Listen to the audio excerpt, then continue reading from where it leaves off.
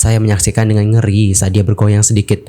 Kakinya nggak berdaya. Semakin mendekati pegangan tangga, saya pikir dia harus berhenti. Hasil tesnya bagus, Liam 100% sadar. Namun saat dia check-in di hotel, ada seseorang di sana yang mulai memberikannya. Hello everyone, I'm Sulkim. Selamat datang ya guys ke channel YouTube aku. By the way yang lagi nonton, gimana kabarnya hari ini? Apakah dalam kondisi yang baik saja? Well, aku harapkan seperti itu ya. Namun jika seandainya lagi dalam kondisi yang tidak baik aja nih, entah itu dikarenakan lagi sakit, lagi banyak masalah atau sebagainya nih, jangan menyerah ya guys. Ayolah semangat, fighting. Alright everyone, dalam video kali ini seperti yang sudah kalian lihat di judul dan juga di thumbnailnya, kita bakal bahas tentang lanjutan dari kasusnya Liam Payne. Untuk pertama, kita bakal bahas dulu tentang bagaimana isi buku dari mantannya Liam Payne yang bernama Maya Henry yang bernama ini menjadi sorotan. Dan teman-teman, sekedar informasi, sebelum menjalin hubungan bersama dengan Kate Cassidy, Liam Payne pernah menjalin hubungan bersama dengan Maya Henry. Bahkan mereka juga sempat tunangan loh guys.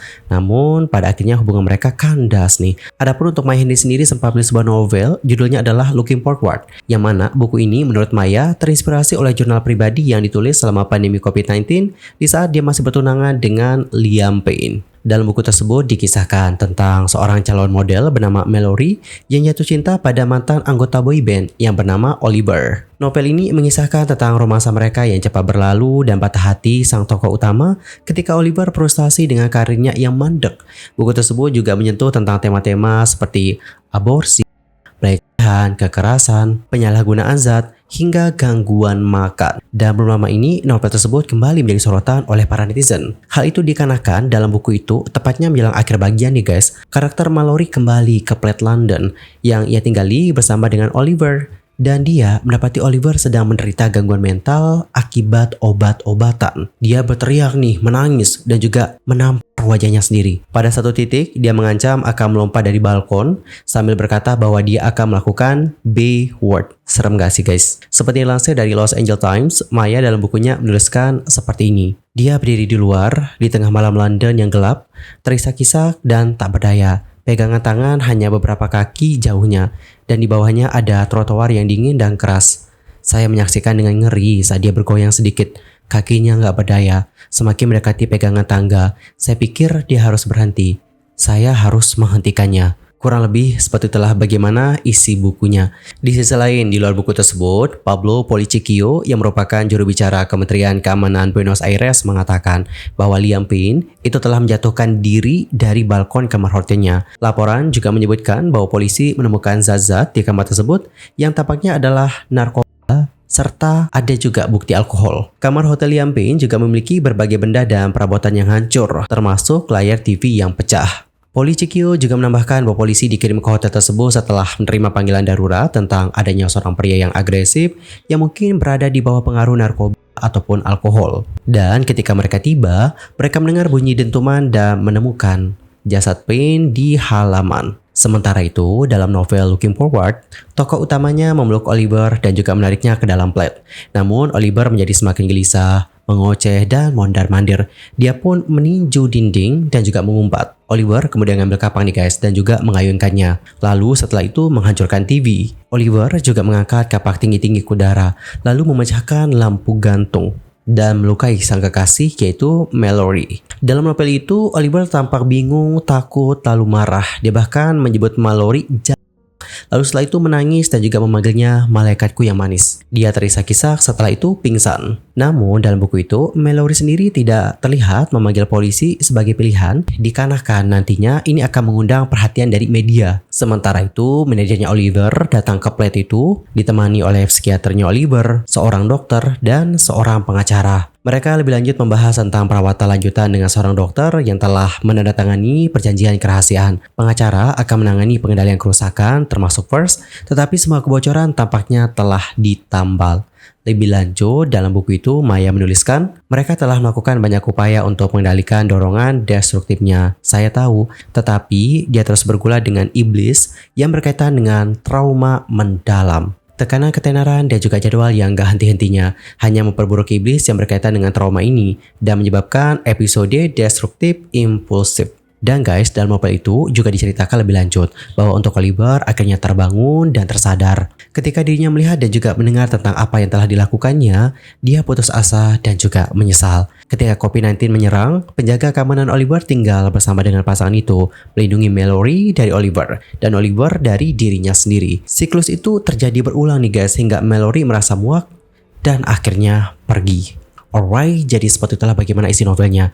Dan gimana nih guys, kalian sekarang udah paham dan juga mengerti kenapa banyak orang yang akhir-akhir ini rame banget yang membahas bagaimana isi novel tersebut. Hal itu dikarenakan beberapa kemiripan dengan kasusnya Liam Payne saat ini. Mulai dari adegan balkon hingga penggunaan zat. Sementara itu di tengah banyak orang yang lagi ramai nih ngebahas tentang hal ini. Dan juga kemarin kalau aku lihat ya, banyak banget nih yang meminta agar My Henry buat speak up dan gini-gini. Pokoknya banyak banget ya guys. Sampai saat ini kalau aku lihat ya, My Henry itu belum memberikan statement apapun tentang apa yang terjadi. Dan guys, aku juga mau himbau nih buat kalian, buat teman-teman yang mungkin kayak merasa kehilangan banget Liam Payne, merasa sedih banget. Aku paham guys akan hal itu, tapi mohon maaf banget kalian jangan sampai melakukan penyerangan terhadap My Henry.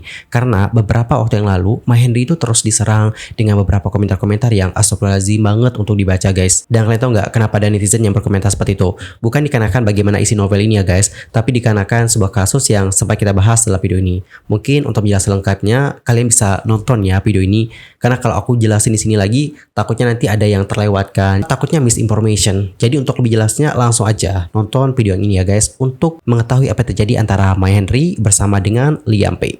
Dan teman-teman, sekarang kita akan lanjut untuk ngebahas tentang bagaimana kasus dari Liam Payne. Hal yang kita bahas adalah tentang bagaimana Liam Payne yang disebut telah menjadi mangsa dari para pengedar. Nah teman-teman, beberapa media melaporkan bahwa sebenarnya Liam Payne itu telah berusaha semaksimal mungkin nih untuk tetap bersih dari yang namanya obat-obat terlarang.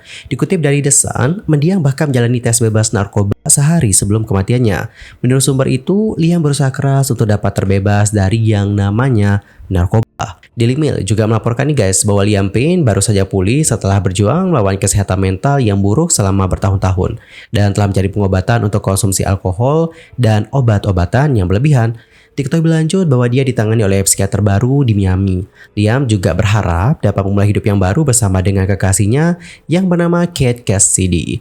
Namun sayang nih guys, pemulihannya itu hancur selama perjalanannya ke Argentina untuk memperbarui visa Amerika Serikatnya, ketika dirinya menjadi sasaran pengedar narkoboy yang mengantarkan zat-zat itu ke kamar hotelnya. Laporan toksikologi awal menunjukkan bahwa Payne telah terpapar kokain sebelum kematiannya, meskipun tidak diungkapkan berapa jumlahnya dalam sistem tubuhnya Liam Payne. Kemudian seorang teman dekat dari Liam Payne mengatakan seperti ini guys. Liam sudah bersih selama berminggu-minggu. Dia sudah menjalani rehabilitasi lebih dari sekali. Dia sudah menjalani perawatan di Inggris dan California. Dan dia baru saja dirawat oleh seorang psikiater baru di Florida. Semua orang di sekitar Liam juga berharap bahwa dia berada di jalan menuju pemulihan. Dia pergi ke Argentina untuk memperbarui visa Amerika Serikatnya, di mana dia harus menjalani pemeriksaan medis dikarenakan riwayat konsumsi alkohol dan narkoba. Hasil tesnya bagus, Liam 100% sadar. Namun saat dia check-in di hotel, ada seseorang di sana yang mulai memberikannya zat itu. Liam sudah berusaha keras untuk sembuh, lalu mereka memangsanya. Orang-orang ini hanya peduli dengan uang. Mereka nggak peduli dengan kesehatan dari Liam. Sementara itu, dikabarkan juga bahwa staf di hotel tempat Liam terjatuh itu sedang diselidiki atas dugaan memasok narkoba kepada sang bintang pada hari-hari menjelang tragedi tersebut. Para pria itu dituduh telah menyelundupkan berbagai narkotika ke kamarnya Liam Payne. Kemudian ada people nih guys yang melaporkan bahwa seorang sumber di kantor kejaksaan yang punya pengetahuan atau punya informasi tentang investigasi tersebut. Namun untuk sumber ini meminta nih guys agar tetap dirahasiakan dikarenakan sensitivitas posisinya. Sumber itu mengatakan kepada media people bahwa di sini jaksa yakin obat-obat itu disediakan untuk Liam Payne oleh seorang karyawan hotel sebelum ex-member One Direction itu jatuh. Lebih lanjut, sumber itu mengatakan seperti ini guys. Tampaknya ada bukti bahwa seorang karyawan hotel menyediakan obat-obatan untuk Payne. Dakwaan atas distribusi obat-obatan dapat segera menyusul. Dalam pernyataan publik yang diterjemahkan dari bahasa Spanyol, jaksa penuntut mengatakan bahwa ia tetap membuka semua jalur investigasi, termasuk adanya dugaan tindak pidana, dan khususnya menyelidiki siapa yang memasok obat-obatan terlarang beberapa jam menjelang kematian dari Payne, yang konon ditemukan di kamar hotel mendiang. Investigasi tersebut juga bertujuan untuk untuk menentukan potensi keterlibatan pihak ketiga yang menyebabkan insiden tersebut. Sementara itu, dilansir dari Daily Mail, seorang petugas kebersihan dan juga seorang staf lainnya dikatakan telah menyembunyikan narkoba tersebut di dalam sebuah kotak sabun yang ditemukan oleh detektif di kamar Liam Payne setelah kematiannya. Bubuk putih, jejak kristal kimia, tablet resep, dan juga pelengkapan obat-obat lainnya ditemukan di kamar di lantai 3. Polisi juga telah mengirimkan bahan kimia tersebut yang diyakini adalah kokain dan juga crack cocaine untuk dianalisis. Detektif juga sedang menyelidiki nih guys, mengapa ada sebuah taksi yang dipesan atas nama Liam Payne untuk pergi ke sebuah lingkungan yang disebut miskin sejauh 15 mil. Alamat di kota Lomas de Zamora tersebut dikatakan cocok dengan seorang pria yang diduga terlibat dalam penyediaan zat tersebut. Orang kepercayaan itu lebih lanjut menjelaskan, ada 2 orang di hotel yang memberikan obat-obatan kepada Liam. Mereka mengirim taksi untuk mengambil paket untuknya. Salah satu dari mereka bekerja di bagian kebersihan. Setelah Liam meninggal, mereka melihat ada taksi yang dikirim ke alamat rumah petugas kebersihan tersebut. Adapun manajer hotel disebut bertanya nih kepadanya, mengapa taksi itu pergi ke rumahnya. Dan ketika dia tidak bisa memberikan penjelasan, karyawan itu akhirnya dipecat. Sumber itu kemudian mengatakan bahwa petugas kebersihan dan staf lainnya telah diwawancarai oleh pihak kepolisian. Well, jadi seperti itulah bagaimana lanjutan dari kasusnya Liam Payne. Kita doakan ya guys, semoga untuk penyelidikan ini dapat diberikan kemudahan, diberikan kelancaran, dan semoga menemukan titik terang. Di sisi lain, Kate Cassidy, kekasih dari mendiang Liam Payne, menyampaikan bahwa dirinya dan juga Payne berencana untuk menikah dalam kurun waktu 1 tahun.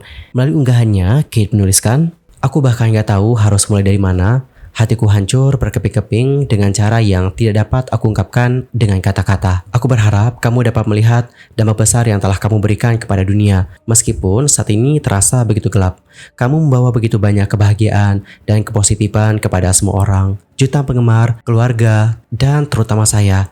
Kamu begitu dicintai. Kamu adalah..." Karena aku tidak bisa mengatakan siapa. Sahabatku, cinta dalam hidupku, dan semua orang yang kau sentuh terasa sama istimewanya denganku. Energimu menular, menerangi setiap ruangan yang kau masuki. Semua ini tidak terasa nyata, dan aku tidak bisa menerima kenyataan ini karena tidak memilikimu di sini.